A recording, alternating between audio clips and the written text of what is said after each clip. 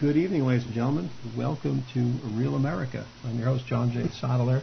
With us on the lines, our co-host, Mr. John Thompson. John, are you there? Yes, sir. And we'll do an audio check real quick. Make sure we've got the audio in there. All right. Good. Well, I guess that's looking pretty good. So good evening, John. How you doing? Doing good, sir. Doing good. Thanks for the opportunity to be on the air with you again. It's been a few months, let's say, about 6 of them since we last did this, and I'm just ready to get back into the swing of things. It's going to be a good time. It's going to be an exciting time, I think. Yeah, I think so. I'm looking forward to it. Like I said, we've been setting up, getting all our boards ready, computers and the stream and all that other wonderful stuff. All the other shows are still working on their technical side, getting everything set for them to broadcast. So it should be an interesting month of February, and then we should be, born like a monster come next month. That's what we're working on.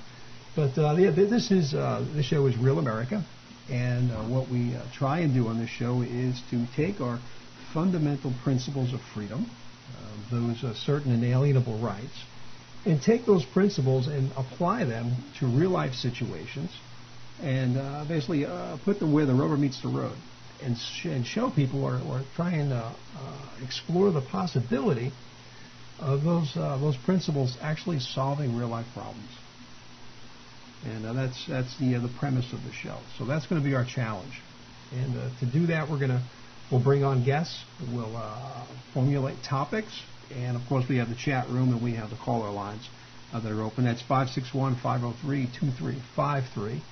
That's our phone line, and anyone who's watching can call in.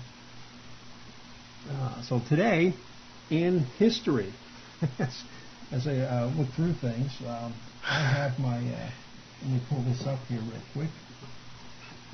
Here it is, the American Patriots Almanac, which was given to me by a wonderful woman. Absolutely fantastic, and she's a great cook. Are you talking about your wife? That's it. I'm talking about my wife. Yeah, she likes it when I mention it from time to time. Oh, good. And what we have on this day in history, a couple things. One, in 1690, Massachusetts authorizes the first paper currency to be issued in North America. The first paper currency in 1690. First paper currency. Now this is it's the beginning of the end. Yeah, is that how you want to think about that, or what? Yeah, I kind of laid it out beforehand. We didn't even have a chance to start, and they were looking at paper currency, and that was in 1690. And they probably have to go back and find out whatever happened to that, see how that experiment turned out for them. And I think what eventually happened is they probably got rid of it. It rained, it got wet, Yeah, it got caught in the laundry cycle, and all the ink got washed off.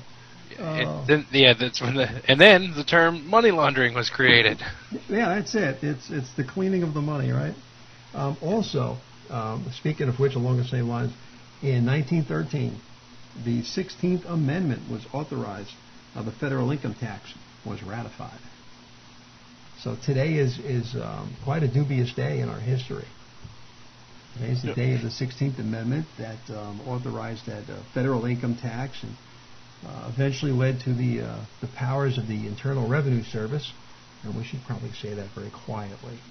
Well, you know what's funny about that, John, is if the Supreme Court was to rule on income tax today, that without the 16th Amendment, they would probably find that it was necessary and proper that it would be allowed to tax income, the way that they've looked at the Commerce Clause.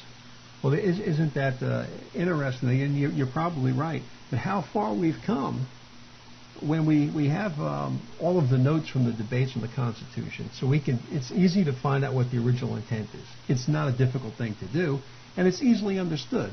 The Constitution is written in pretty plain language. But still, with the Supreme Court justices, who are supposed to be our constitutional experts and the guardians of that document and those principles, and yet they're most likely so far off base that they could look at that and say, yeah, it's necessary. What is it that the justice said when they were giving her an interview. She said if the legislature passed a law that said the U.S. government could force you to eat 3 spare meals a day and eat your vegetables, then under the current jurisprudence that would be acceptable. Yeah, think about that. Well, now there's, I believe it's North Dakota. Yeah, I believe it's North Dakota. Yeah, they proposed an amendment in their state legislature that would force everyone who is over 21 years of age to purchase a handgun. Yeah, it was South Dakota. It was South Dakota. You know, they think about this, and it's their hypothetical response to Obamacare's insurance mandate, but they kind of missed the boat that the U.S. Constitution doesn't apply to their state in that sense. Well, I read the article and an interview with one of the sponsors, and the truth is, he has no expectation of this thing, passing muster in their house, but it really is done to try and make the point and try and reinforce what the rest of us are saying, that you can't force people to buy something. Healthcare, even though we have our issues with healthcare, we can agree that we have issues. We can disagree on the best way to solve it, but to force people to buy something, a healthcare plan, and then penalize them if they don't, that's so ludicrous and so out in left field that if that's the case that you can do that, then yeah, you can force people to buy a handgun. And thus Judge Vinson's ruling this past week that it is unconstitutional for the government to regulate non-commerce, the decision not to buy something, because clearly the jurisprudence up to this point has led the other way. That any time there is a transaction of any sort, it's regulated. We could go back and look at the Wickard v. Filburn case and say, here's a man who did not engage in trade because he was growing wheat on his own property for his own consumption, and the government stepped in and said, no, you can't do that because this is counter to our grand policy on market control. Yeah, and that's they can't tell his wheat from someone else's wheat, and because they can't distinguish between the two, they must treat them the same. And then they want to regulate it. Don't be careful how many tomatoes you grow in your garden.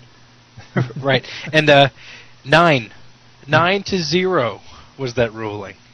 Not one single justice. Not one dissent. Said, the government doesn't have that right. Government doesn't have a right not to tell you what to do with your wheat. It's astonishing, I think, that's the case. But a lot of times, as you well know, in our history, when we look at the Supreme Court cases, there's 7-2 rulings, 8-1, 9-0. These overwhelming rulings that are, in a strict constructionalist sense, in a constitutionalist sense, ludicrous. They might as well be telling you that the sky is green and not blue. Yeah, and we were wrong all the time. Now, I wonder what's going to happen when this gets to the Supreme Court. If the Supreme Court rules that, actually they can do it. Yes, it is constitutional. Madison had it wrong. Right? The Founding Fathers were completely backwards in their notes, and actually Obama and Congress, they can do this.